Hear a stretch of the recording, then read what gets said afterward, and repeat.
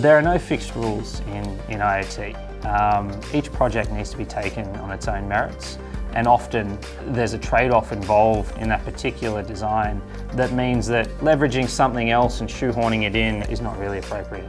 I mean, there are some key table stakes when it comes to design in relation to user experience, reliability, quality, cost. Each of these need to be properly considered upfront in the project to enable that we're developing the right product that has the best chance of commercial success. But one of the real challenges in the Internet of Things is that in order to be a commercial success, you often need to achieve a certain low cost point in the market.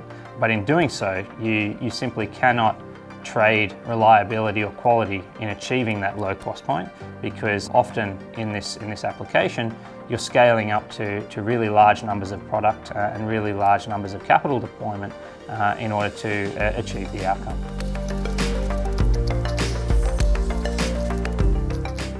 Scalability is difficult.